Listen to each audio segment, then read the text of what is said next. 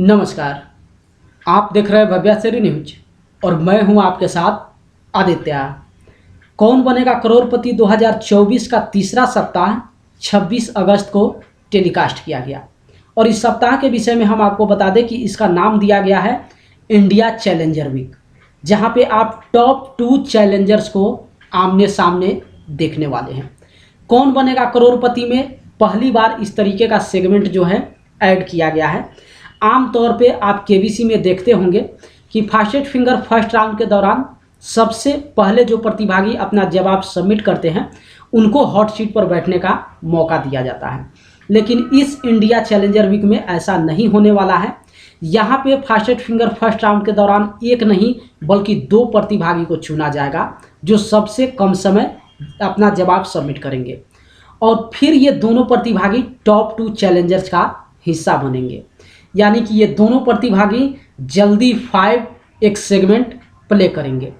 सबसे पहले 26 अगस्त के विषय में हम आपको बता दें कि टॉप 2 चैलेंजर्स के रूप में जिनका सिलेक्शन हुआ था उनका नाम है अलका सिंह, जो कि बलिया उत्तर प्रदेश की रहने वाली है और ये इंडिया पोस्ट ऑफिस में ब्रांच मैनेजर का पद संभालती हैं। और टॉप 2 चैलेंजर्स के दौरान इनका मुकाबला हुआ था हर्षित भूटानी से, जो कि कोटा के रहने वाले हैं और ये एक टीचर हैं। टॉप 2 चैलेंजर्स में जल्दी 5 के दौरान जो है अलका सिंह जीत जाती है और इनको मिलता है हॉट सीट पर बैठने का मौका।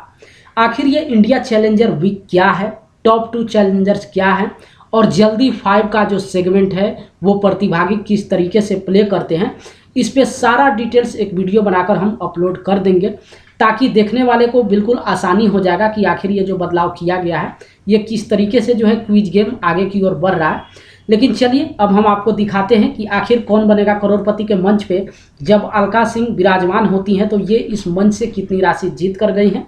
साथ ही प्रतिभागी को जो 3 लाइफलाइन दिया जाता है वो तीनों लाइफलाइन का इस्तेमाल ये कौन कौन से सवाल पे करती हैं और उस सवाल का प्राइस कितना था।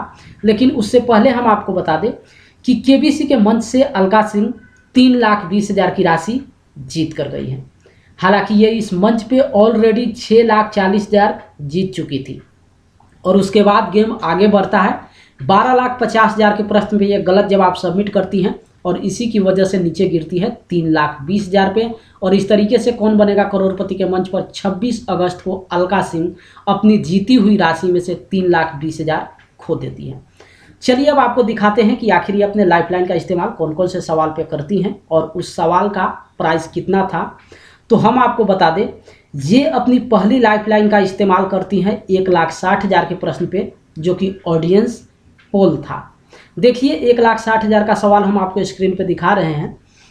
विश्व की दूसरी सबसे ऊंची पर्वत चोटी आपको इनमें से किस पर्वत श्रृंखला में मिलेगी। 4 ऑप्शन है, ए काराकोरम, बी एंडीज, सी पामीर और डी एल्प्स। तो इस प्रश्न का इनके पास सही जवाब नहीं मालूम था या फिर 100% श्योर नहीं थी। इसी को लेकर ये अपनी पहली लाइफलाइन ऑडियंस पोल का इस्तेमाल करती हैं। और जैसा कि आप देखिए स्क्रीन पे आप देख रहे हैं ऑडियंस के द्वारा सबसे ज़्यादा जिस ऑप्शन को वोटिंग दिया गया था वो था ऑप्शन ए। इस तरीके से ये ऑप्शन ए को लॉक करवा कर जीत जाती हैं 1,60,000। उसके बाद ये 3,20,000 का बखूबी सही जवाब देती हैं और जैसा कि आप लोग जानते हैं कि 3,20,000 के बाद सुपर संदूक की बारी आती है।